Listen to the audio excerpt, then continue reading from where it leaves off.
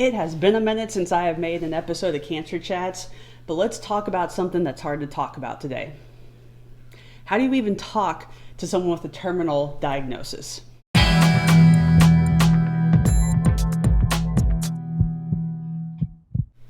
I'm going to give you the quick answer, and you do that with kindness, and you're genuine. But that probably needs to be how you treat all people, and it shouldn't really change for someone with a terminal diagnosis. But I do understand that stuff can get a little more complicated, sometimes a little more scary. And so I've seen a lot of videos discussing how do you actually talk with someone that has cancer. And people have different takes on this, and there's some pretty common ideas out there, and I'm going to put them down in the comments on this video. There's two people on TikTok that have made a lot of videos about this, one being a cancer survivor and another one being an oncology nurse. And I really like what they have to say. But at the end of the day, I think it kind of depends on the person. All right, this is why I say have kindness with it. For me, some stuff that people have done for me or talked to me about or how they approach me might really not be comfortable for someone else. I'm going to break this down into like two bad things and two good things, and they're pretty general because, like I said, I really think this depends on the person that you're talking to. But let's start with the bad so we can end with the good. Two things that people have done that have been hurtful as far as talking to me, either about my cancer or just having a conversation with me, knowing that there's this big elephant in the room of terminal cancer, has been, the first one is assumptions. When people make assumptions, it's hard. It creates a block in the conversation. Like, I don't feel like I am free to explain exactly what's going on without having to like convince this person that I'm sick. Okay, so for instance, I've had some people say to me, hey, you look really healthy. And that comment doesn't bother me because I know a lot of times when we think of people with cancer and they're sick, we think of like skinny, bald people. That's just not the reality all the time with cancer treatments today. So I certainly don't mind if someone's like, oh, hey, you're not what I think of when I think of a stage 4 cancer person. But it's when it goes beyond that, when people are like, well, I'm so glad you beat cancer. And I'm like, but I didn't. I am sitting at, and I have a whole video, and if you don't know what I'm talking about, I am NED, which is fantastic. But I have not beat cancer, and there is not currently a cure for stage 4 breast cancer, right? Once it is metastatic, it is treating it, it is not curing it.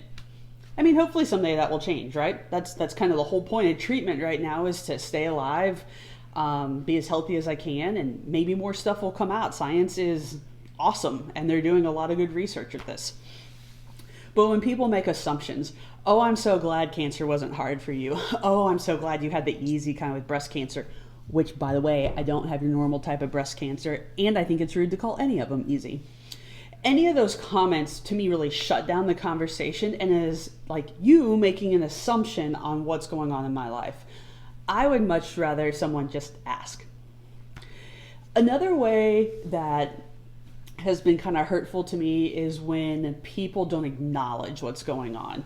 And I'm aware that I am asking you to walk a little bit of a tightrope here sometimes. And I try and be gracious as well with what I say or my responses if something comes across kind of hurtful to me. But when people just expect stuff to continue on a status quo, that can be hard. And it all depends, again, with the attitude of that person. If it's like, hey, I know you still want to do stuff, Sarah, and you're still a part of this, and there's still things I'm in charge of, and they're giving me space to still do that or encouragement to still do that, awesome. When it is, I am ignoring that you have terminal cancer and I'm piling stuff on your plate and I don't really want to act like this part of your life exists, that becomes problematic. Probably the best example of this I can give is there's someone in my life that we're not necessarily friends, but we do see each other fairly regularly, and never once has it been acknowledged that I have a terminal illness, that I was like really super sick on chemo, that I lost a child. And it's hard to be with that person knowing that that's kind of a purposeful thing, that they are not acknowledging what's going on. And so again, nobody's perfect, right? We're all going to mess this up to some degree. But for me, just ask. And that kind of bleeds over into the good things. I am very much about people asking questions. If you want to know something, ask me. Now you're going to run into other people that makes them uncomfortable. So I would say, once again, be kind. Read the signs. If you ask me a question, I'm going to engage with you and let you know what I know about that in my personal battle journey, whatever, with cancer. But if other people get quiet, or you can read their body language, they're uncomfortable, then say, hey, I'm sorry. I wasn't, trying to pry. I care, and I don't always understand what's going on. And I think that can go a really long way.